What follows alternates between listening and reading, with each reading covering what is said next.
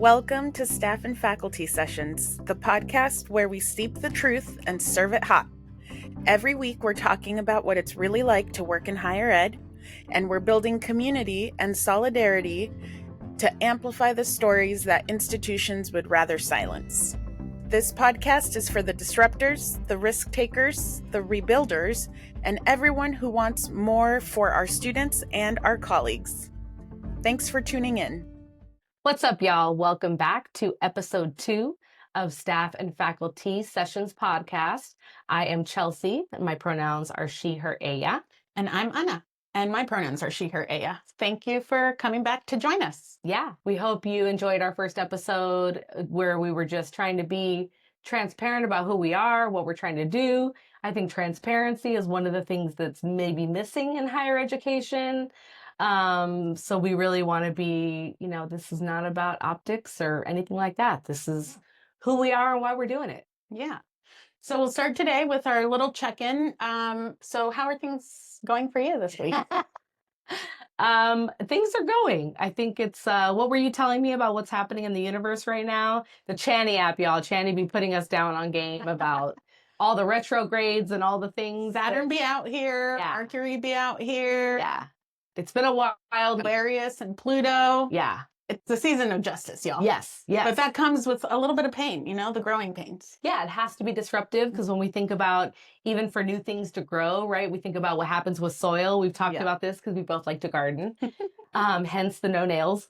But thinking about how, things need to decompose and die off sometimes in order for new, better things to regenerate. So we think that's a lot of what's happening in this post-capitalistic hellscape that we're living in is things are messy out here. So we're trying to roll with the messiness. We're pretty good at that. So I think higher ed also kind of taught us that. Yeah, we stay navigating the mess. Yes.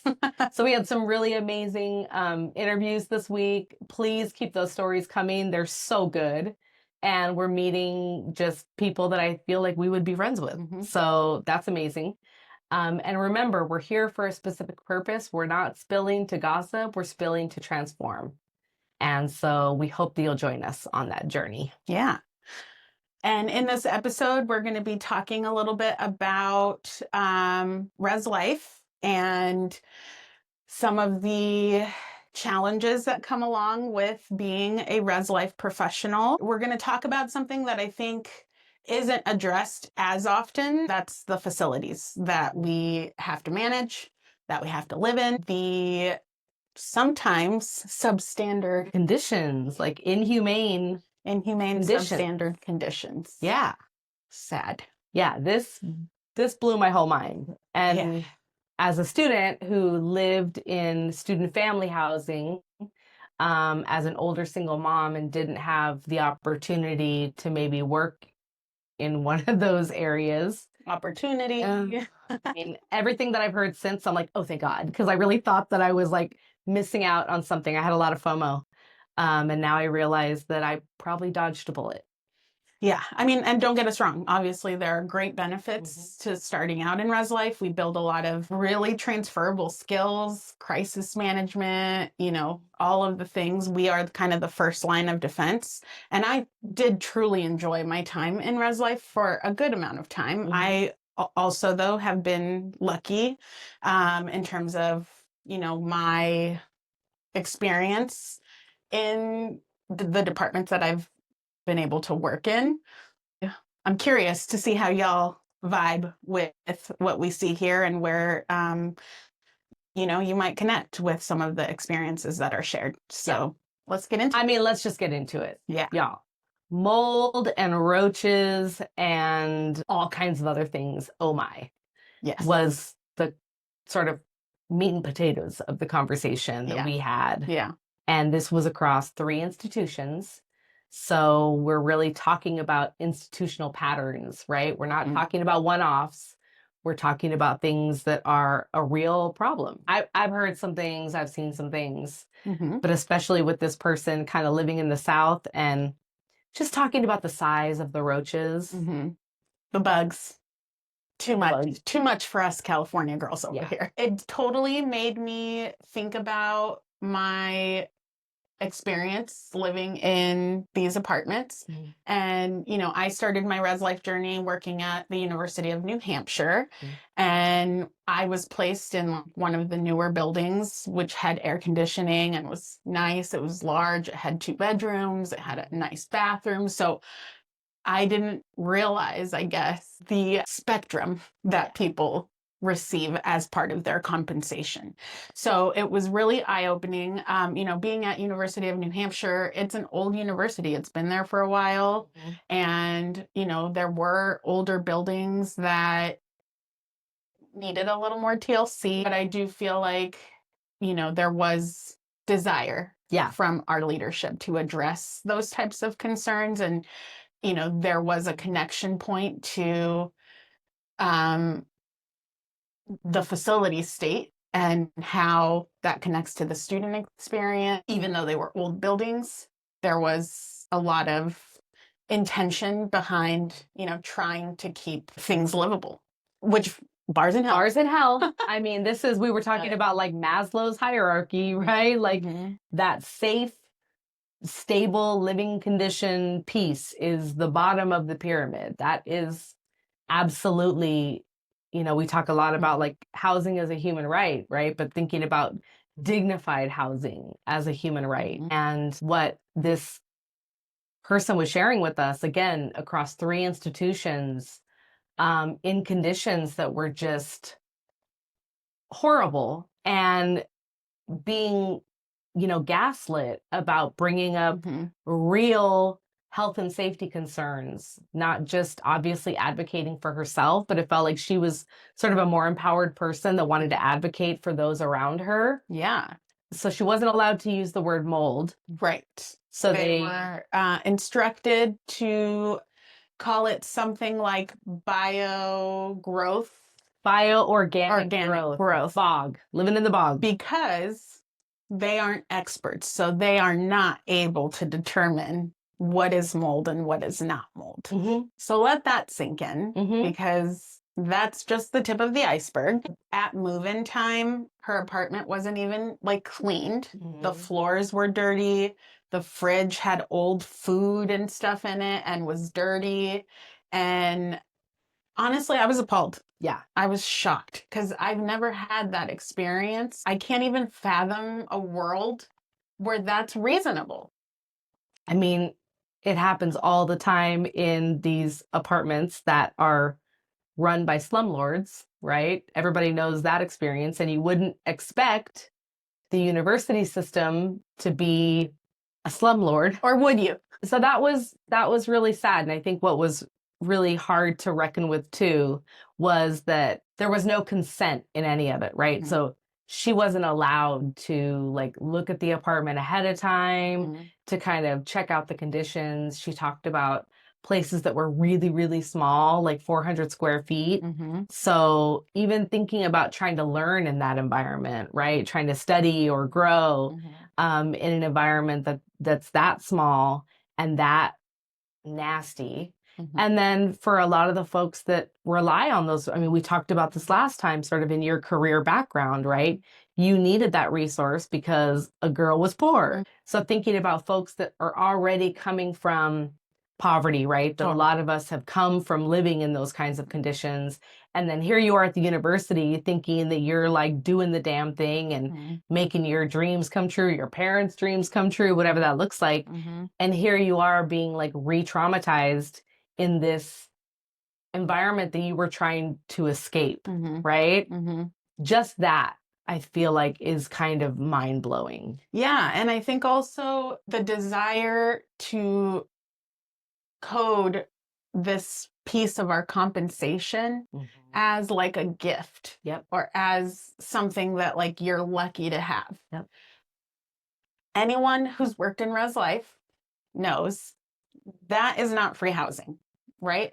When my husband moved in with me, when we left New Hampshire and moved to our new place here in California, he would always be like, ooh, free housing, that's exciting, all these opportunities. And yes, I don't want to negate the fact that having free housing can create a lot of opportunities. We were blessed in that there was 2 of us living there, which without having the housing expense, especially here in Santa Barbara, it created a lot of opportunity for us. And I am grateful for that. And there's some reckoning that res life and institutions of higher education in general need to kind of reckon with in terms of how they exploit people through a critical resource. Absolutely. And I would tell my husband all the time, yes, this housing is free to you. Yep. I'm working for it. Yep. Working where you live is wild work. There, especially with students who see you as the person who is supposed to be kind of at their beck and call. I would have students knocking on my door literally in the middle of the night, 2 or 3 o'clock in the morning, and asking for a pot to cook some mac and cheese that they wanted. My own personal pots. When we have kitchens and communal stuff, they would come in and ask for that. Or multiple times, in one of my particular jobs, I had a student who literally every Friday night would come to my apartment to help her zip her dress. Every time. It's like, yeah, this isn't free.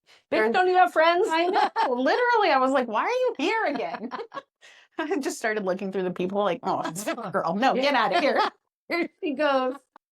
I was just like, this is crazy. And I think people don't totally understand that unless you've actually had that experience. Yeah. Because there really isn't a whole lot like it where you're living where you work and there's no reprieve. Yeah. Like no matter what, whether you're scheduled to be working or not, you're working because people are there, and I think sometimes that compensation of having an apartment is also used to justify lower poverty wages. Absolutely. And all of these things. Like we are members of the Expatriates group on Facebook, Expatriates of Student Affairs. And the stories that you see on there are wild. And seeing the lack of growth in salaries. Like my first professional role was in 2011. And I was making like $3,000 less than what people are reporting to be making now. And that's wild. That was over 10 years ago.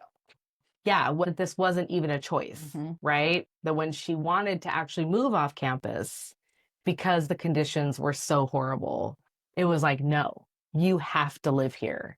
So even if she wanted to break free from that environment, she couldn't. It's a form of kind of servitude that is pretty troubling. And I don't think, we've been sort of playing with the language of what happens to a lot of young people in higher education. I know grooming isn't the right word, so I want to be clear about that. But, there's this essence dynamic of, especially with this, right? You're sort of being trained to not have boundaries, right? So no separation of life and work. Literally. You're being trained to accept poverty wages for, and be like, oh, thank you so much for my poverty wages and shit apartment, like you're the best. And thinking about how that relationship, right, also feeds into other relationships or other dynamics in your life. Thinking about very young people dealing with major crisis situations that nobody at that age should have to deal with, especially without the proper support, right? It's also a setup for those adultified children, those, young people that have had to they always talk about like the older sister, right? Like that bitch holds everything together because she has to in a lot of ways. So it's just so many layers. And then for a lot of first gen students, I'm sure, you go home and talk about the challenges and then your parents are like, well, that's nothing, or, oh, no creo, it's like lovingly, right? They just don't understand the experience, but kind of gaslighting you again to say that ain't shit. You should be grateful that you have a place to live. And so what does that do to the young brain? Yeah. It's like, that's not even developed yet. Not even developed. That's like a young person trying to create an expectation for what your professional life can look like. No, totally. And I think, that whole concept is so important to me to discuss because it really, everything you said just resonates so heavily. The idea of this being an area of higher education where many people get their start. There's a lot of positions, there's a lot of turnover. And so it creates kind of this funnel into higher ed this way. People learn about higher ed as a career through oftentimes, their like activities leaders or their RAs or their resident directors. And so it ends up being like a big part of getting people into the higher ed as a field that your career is kind of going into. Yeah. And the effect of that lack of boundaries, which I didn't even have language for at the time, and it was just like, I noticed differences when I would go, home to visit, and my friends who were my age but doing non-higher ed jobs, the things that they wanted to talk about, or whatever was going on for them at work or whatever. It was like they seemed to have a much more balanced life where, they had jobs, many the high demand jobs, but they got to go home and they got to have, personal lives and all of these things. And so just thinking about, how that totally sets you up for the exploitation that higher ed lives off of. And the system couldn't survive without that, right? Which is how you know that we've got a problem, right? This is the whole like context and framework for capitalism, right? And why things are collapsing. You have to have a permanent underclass for that system to work. And one of the other things on that subject that I really want to talk about is part of what we were grappling with the person that submitted these stories that we were talking to, was that, she's moving into these apartments that are in terrible condition. Again, like first time moving, you show up to an apartment to move in and you think it's going to like be, at least put some sprinkles on the shit. Like, it's, it smells like pine sol, but it looks terrible, but at least it's clean. The universities that were outsourcing this labor, right, to third-party contractors. And, she was so great about continuing to emphasize, and we've talked about this a lot in the institution that we were in, is like, you've got such a small, maintenance or facilities staff, typically folks of color, right? Oftentimes Latina folks. It's this shoestring staff, and things are falling apart, but that they're barely hanging on because they're so overworked and underpaid and underappreciated. And so you don't want to like put pressure on that staff because what's happening for them, right? And then with using these third party, that's some union busting stuff. You don't want to have to actually have like unionized employees that can get benefits and, have any even connection to the institution, any pride in that place, right? So you hire third party people who probably just don't give a damn. Well, it's crazy. And it's the same people, right? It's brown folks, it's low wage workers, it's our parents, that it's all that, again, that system that feeds on itself. And the thing is, a lot of times these folks are contracted out, but they are consistently assigned. So it's not like it's a company coming in randomly to clean here and there. That does happen more at like the bigger turnovers when there's move-ins and move-outs and stuff like that. But a lot of times housekeeping folks are being outsourced, but like dressed as if they're employed as employees by the college, And so, there's so many like problematic pieces of all of this stuff and how it kind of, reaffirms a lot of the negative messaging that keeps us all fighting each other so that we can't have the class consciousness to be like, wait a minute, I probably shouldn't be fighting the housekeeper who's overwhelmed and underpaid and all the things. Like, who is actually controlling these decisions? And how do I actually engage with them when I'm fearful, because now my position is tied to my housing. Yep. And, people do not get treated with respect when that transition happens. Oftentimes you are literally given like 3 days to vacate an apartment, if that. And it's like, you want me to just leave my whole house, take my whole house with me in 3 days and still working? Like, how's that supposed to happen? Yeah. And when you were making, $36,000 a year, like, oh, were you able to save up for a first and last and, security deposit, like all that stuff? Hell no. I'm like, again, eating mac and cheese with weenies on a good day.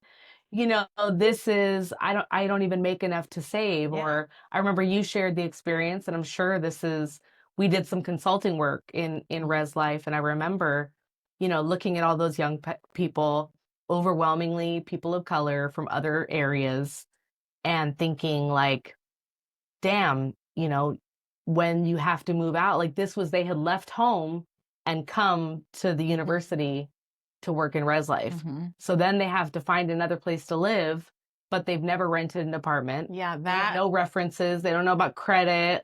And nobody really talked about that, at least when I was going through the process. Mm-hmm. And so I literally, worked in higher ed, in housing for the majority of my early career. And so I didn't have to go get an apartment until I was like 30. Yep. And it's weird to go rent an apartment as someone in their 30s and not have any rental history or references. And of course, the jobs will work with you on that, but it is weird how it kind of accelerates certain parts of growth and development, because of the types of things that you're navigating and dealing with and managing in those roles, but then also how much it slows the development in other ways, like adulting ways, where you're like, I don't have any bills to pay. Sick. And then you get out here in the real world, and then you're like, wait, what's all this?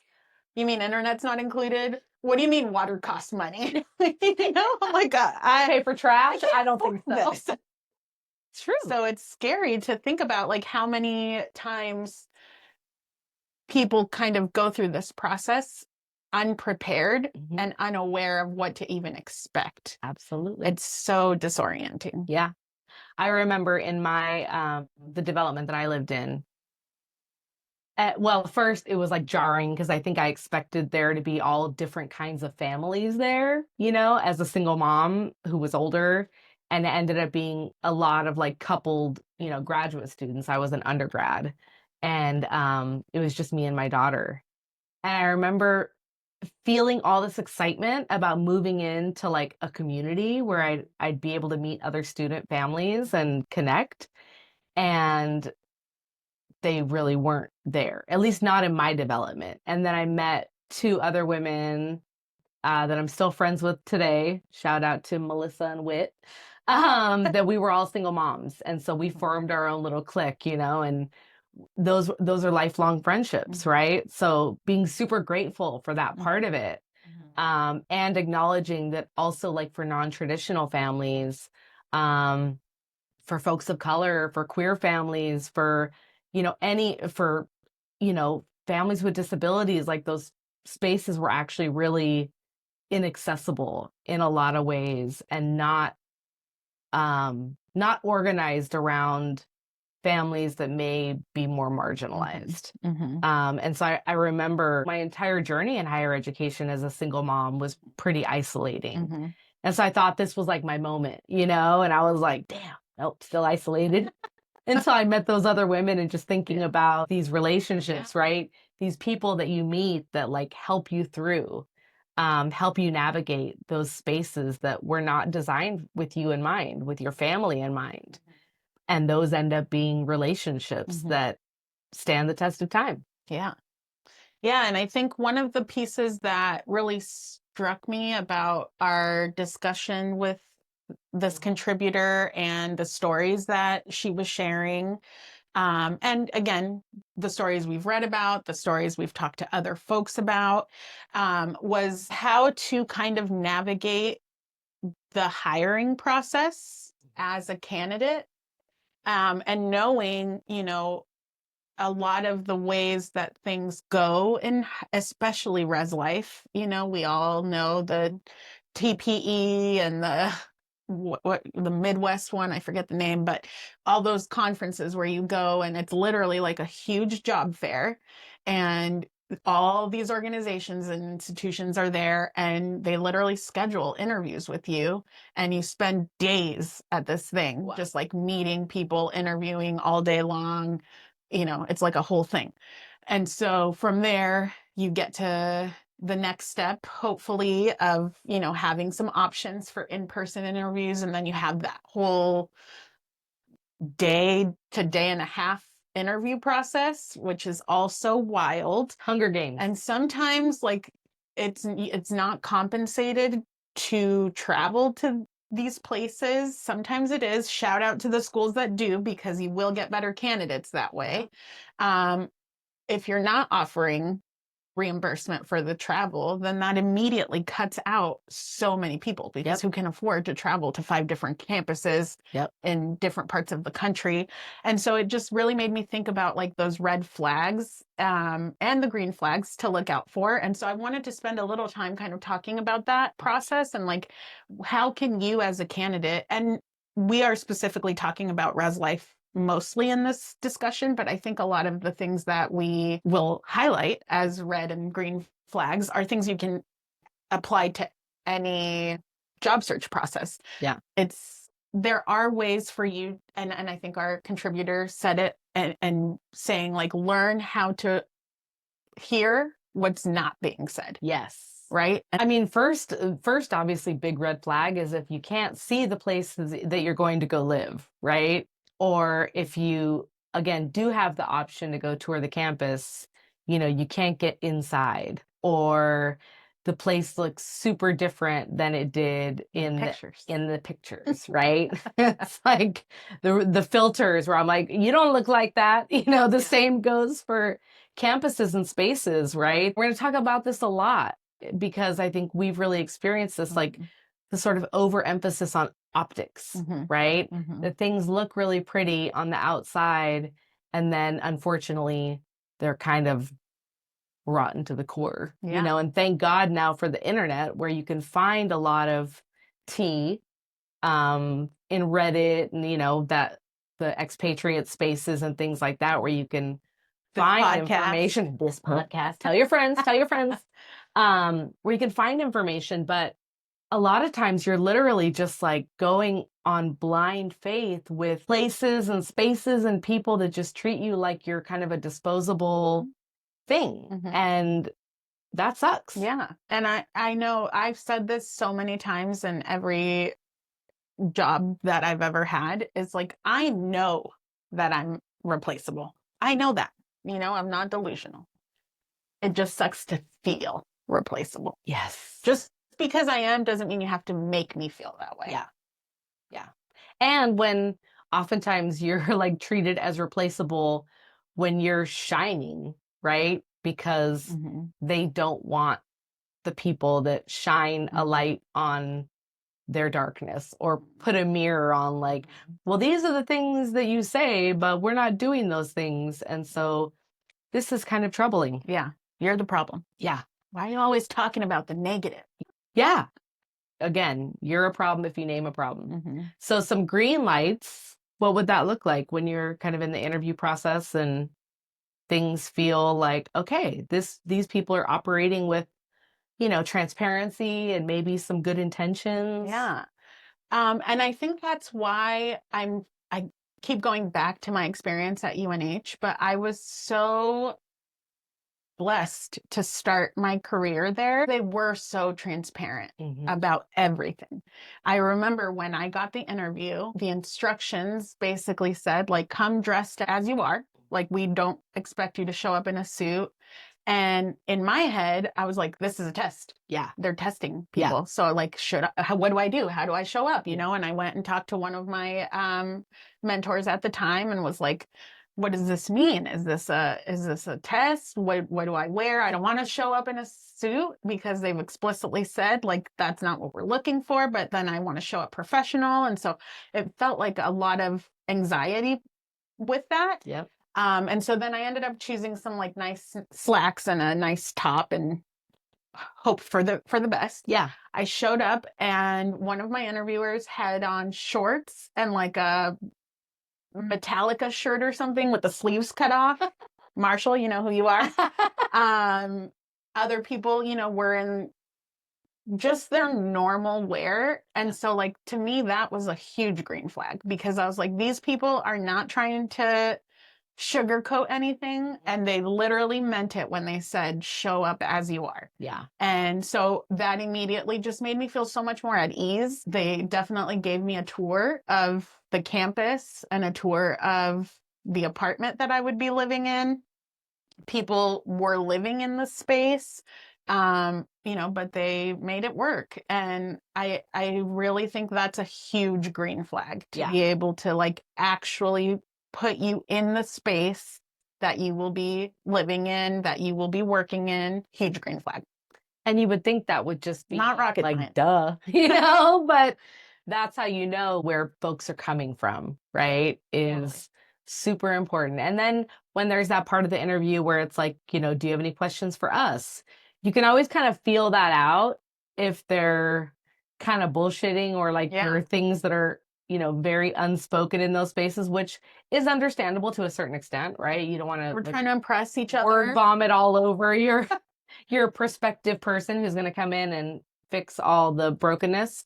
But, you know, you can feel too, like talking about, again, the classism, the privilege in the room, like, you know, what's happening on people's faces, right? I think Zoom was really interesting in that way because you could really see people's like expressions. Where you're like, this person's trying to fix their face because they know this other person, what they're saying is not the truth, right? Also, another green flag was anytime that students were involved in the process, because again, they're the ones that we are going to be serving. And so if you're not including students in your process and ideally compensating them for that, what are we doing? Yeah. That's a little bit of a red flag. Yep. Red flag if they aren't there, green flag if they are. Yep.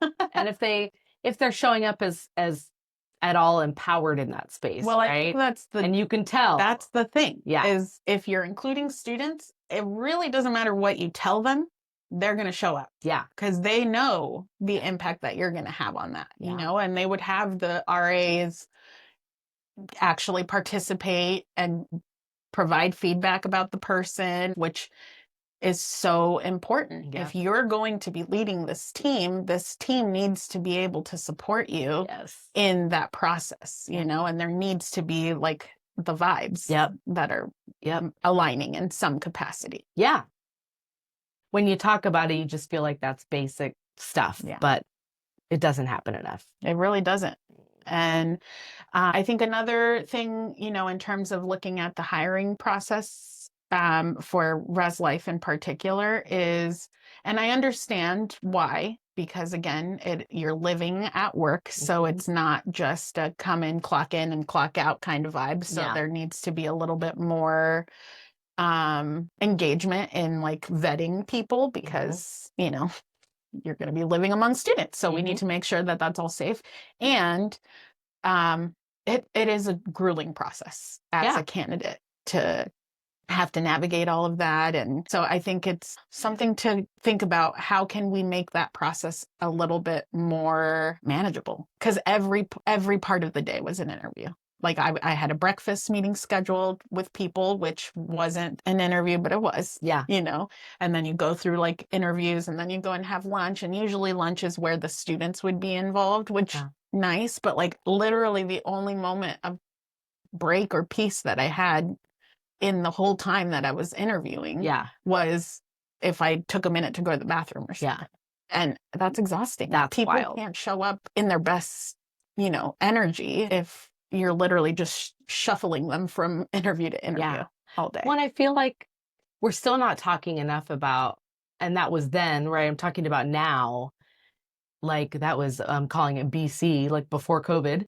Yeah. You know, now in this sort of, I don't know, there's a new variant. So there's no Every day. post-COVID reality, right? We're just trying to figure out how to learn with it in this hella ableist country and context, thinking about just how much our social batteries, like for me, that's changed, right? I get really maxed out now in terms of peopling. I'm exhausted. My tolerance used to be much higher for that. So if you're somebody like us, right, and I'm hearing that from more and more people now, it's a real thing. Yeah. Plus just so many levels of ableism, like all that, right? Yeah. I mean, I think if you're on the spectrum, that is, how do you navigate that? and as you're saying that, it makes me think about, like, did I actually enjoy all of the social happenings, or was that me like overriding what I needed to fit, to be a good fit, and to like socially, you know, fit in with people and do all this stuff. So yeah, I think there's definitely got to be some ways to make these spaces more transparent and more supportive of people with different abilities and needs. Because I even think about it even with like a campus tour potentially. You know, like that can be pretty ableist depending on Absolutely. you know, what needs a person might have. Absolutely. Thinking about like universal design, right? And for me, this is really thinking not just from like a disability, different ability standpoint, but also just as a parenting person, you know, and as a solo parenting person, just thinking about how hard it is for so many people to navigate the world. And those spaces. And the more that like we allow this type of process to continue, the more that it just gets normalized. Because it is just the same. This is what we do. This is what we do. This is what we've always done. And as we know, that is basically the conversation ender for most. Trash. What we've always done. Trash. Not me, but for most. That's usually my ignition point. Oh, this is what we've always done. Let's talk about that. But yeah, going back to the facilities piece and the discussion around, like, you know, controlling the narrative, controlling the messaging, ignoring critical health needs, and not just for staff, but for students. And that's one other thing that really stood out about this discussion is how much employees are not really considered when we are talking about conditions on a university campus, right? And of course, we always center students. They are why we all have jobs. They are why we're there. And my wellness directly ties to the experience that the students who I interact with will have. When I was going through a bit more of a stressful situation, I did my best to mask and protect students from the reality of what I was navigating. And I know that the labor that I had to put in to like shield that resulted in less connection point with the student because I couldn't show up as authentically as I would like and as truthfully as I would like, because that would have repercussions for me. You know, and students can sense that. Like I had students asking all the time, like, what's going on? It seems the vibe is different, or like, you know, you seem a little off today or something like that. And so again, yes, they're young and they're still developing. And, you know, for the most part, when you're living in a residence hall, we don't get a lot of non-traditional older students, you know, living in those spaces, but they are adults and they can see what's happening. So I think it's a disservice to create this dynamic of like, we can't acknowledge the reality that you're existing in and witnessing. And, you know, what does that do for our relationship with students and the trust that we can establish? Well, and you and I talked about, you know, for those of us that sort of, you know, came up in, you know, departments or campuses where we, you know, moved up, we were a student and then we were maybe a part-time worker and then became a staff person, right? there's this connection to those spaces that becomes so deeply sort of entrenched in our identities. And again, it's kind of teaching you to like not advocate for yourself, to not be, authentic, to not name your needs and set healthy boundaries. And that is a disservice to everybody involved. Well, except for the institution. Like not everybody. But it sets a challenging tone, right? Especially when you're a student and it's like students first and da-da-da. And then literally like a week later, you become a staff person. And then all of a sudden you're like not a person anymore. Yeah. Don't talk about that transition. It's wild. And again, especially in housing where this did happen to me, and I think it's a very common thing. I was an RA at the school that I went to school in as a student, and then I became a professional, paraprofessional grad student, in that same institution.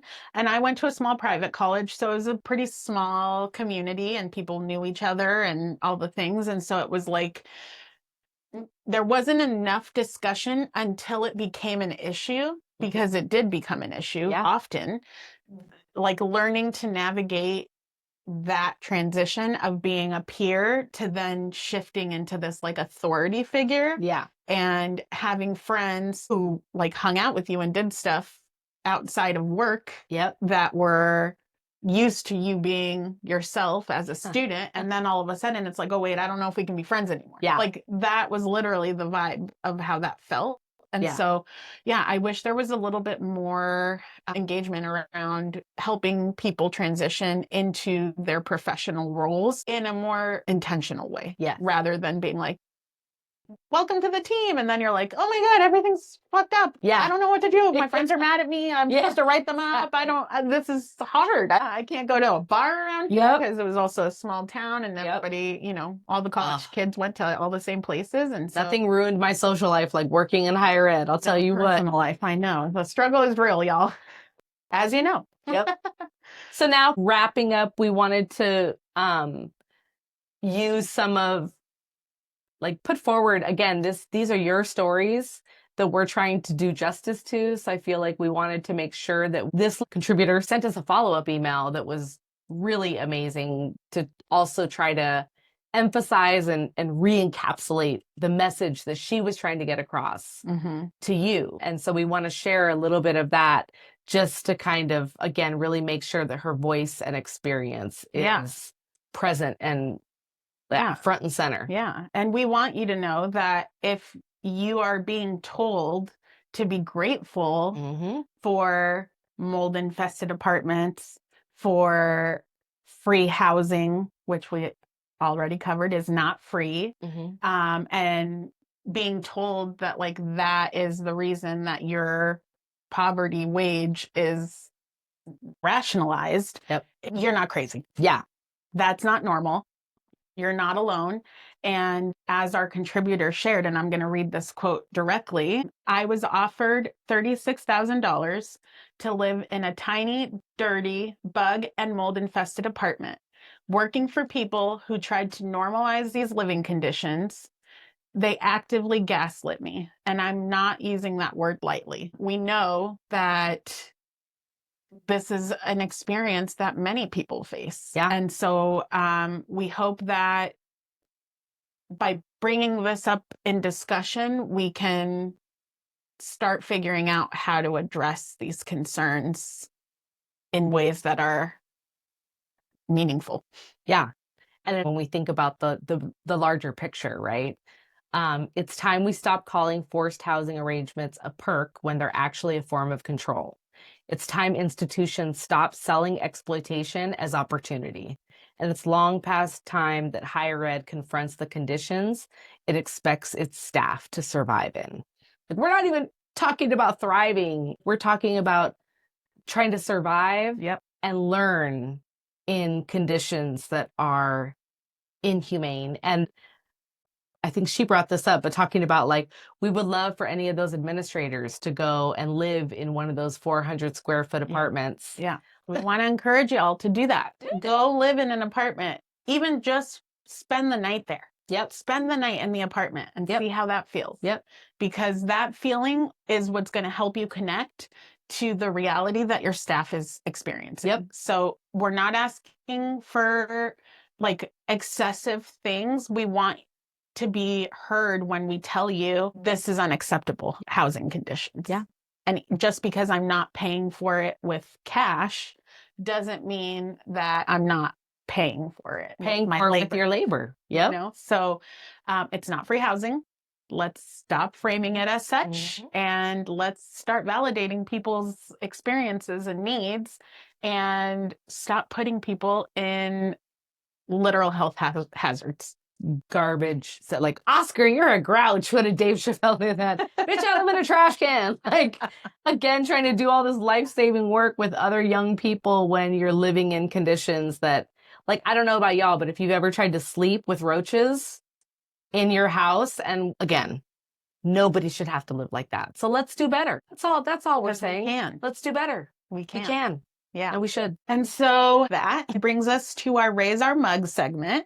So I wanted to raise my mug to the administration team at the University of New Hampshire and the Res Life department in particular. I really cannot emphasize how grateful I am to mostly the women that were there. And I guess also the director, who was the only man in leadership in the space. That is win number one. First of all, get it right. But also just like recognizing when to step out of the way, when to be humble and recognize that like you might not have all the answers, right? And so I just wanted to raise my mug to you all. Thank you for everything that you taught me as a new professional and as a young woman who came from an immigrant background that really didn't have the information to navigate, you know, the reality that was unfolding. And I always talk about y'all and the impact that you had on me in terms of like helping me understand my finances, just like the most basic things that like my family couldn't provide me because they didn't have the context either. And I also wanted to just share one really cool thing that they did in their department. Most of the people that had been there for a really long time, like decades. And one thing they did to try to keep things fresh and with the times and the needs of the populations that we were serving was that they would bring on a hall director to serve as an assistant director during the summer every year. And this summertime was when we were planning the curriculum, what the year was going to look like, updating policies, all of these different things. And that was so powerful because one, it created an opportunity for those of us that got to serve in that role to develop our skills and prepare for hopefully what might be the next step, you know, growing in your career, but also creating an opportunity for the department to meet the needs of the people that are actually living in that. What? I know. Rocket science. Rocket science. So here's a raised mug to the UNH Res Lifers. Love you all and miss you all. And thank you for everything that you did. And I'm faking it this week with the I survived the emotional roller coaster. This is my aspirational mug. And we also want to raise our mug to, this is a personal one. We're going to use her code name just in case she will kill us for shouting her out. But we want to raise our mug to CeeLo, who's one of our other amazing friends and co-conspirators that just shows up. Again, we've explicitly named, we're really trying to create those intersections and talk about the race class narrative, talk about gender in particular and how much of the overwork is gendered, is feminized. And Patricia Hill Collins coined that term mother work. And when I think about it like a Chicana mother worker, CeeLo is one of those people that just shows up with her whole heart and soul and just gives and loves and has really been stepping into her power the last few years. And that too has just been beautiful to bear witness to. And so she just deserves a shout out every week. But more than a raised mug today, but it's what we got. Yeah. So we'll buy her a cocktail. once we start making some shmoney over here, we'll have to buy her a cocktail. And then just because it's May, I just wanted to do a last shout out for May Day and thinking about bread and roses, right? The worker must have bread, but she must also have roses. So thinking about creating those real intentional cultures of appreciation that we aspire to at least dream about. Yeah. And maybe make contagious. Yeah. And we're all about the workers here. Yeah. There are plenty of people, as we mentioned in our previous episode, and as I'm sure will come up, that are centering student needs and that are working to improve conditions for our students, and that's critical. But there really aren't a lot of folks advocating for the staff and faculty and aren't really addressing the majorly broken pieces that create hostile work environments that impact our mental and physical wellness. I know for me, I didn't realize that connection point, but I think recently I've gotten more clarity on how my work was totally affecting my wellness, and I didn't even realize it until it got so bad that I had to get medication, had to do all these things. It's like, okay, well, now my body's like literally beating me over the head, being like, hello, take care of this. But for so long, I was just overriding all of those things and not recognizing how damaging a lot of what I was experiencing, was how damaging it was. So I want you all to hopefully feel our support and our care for you all and our advocacy for you all. And we want to continue to build this momentum and this wave of solidarity between staff and faculty to advocate for what we deserve. Yeah. And we're co-creating, like we said before. We know that our experiences are not the only experiences that are there. We speak from our own lived experience. So if there's something that you're hearing that you're resonating with, or if you have, constructive feedback that there's something that's not working, please engage with us. We want to hear it all. Yes. So to close us out, Chelsea's gonna do the sister, not sister cards. Yes. So dear sister, not just sister, don't worry so much about being respectable. It's much more important to be free. It is your duty to disrupt. And then this is your question for self-reflection or journaling. To steep on. Yeah, these are the things we're steeping on. How have you been taught that to receive better treatment from the groups in power, you must behave better? So thinking about just all those things. Again, even advocating for humane living conditions, right? Can you read the question one more time? Yes, because that was it's powerful. How have you been taught that to receive better treatment from the groups in power, you must behave better? So if only you just weren't so difficult on that. Yeah, just behave better. Just behave better. Be a good girl. My therapist used to remind me that these systems love good girls. And I'm not a good obedient girl, so I will not be what they want.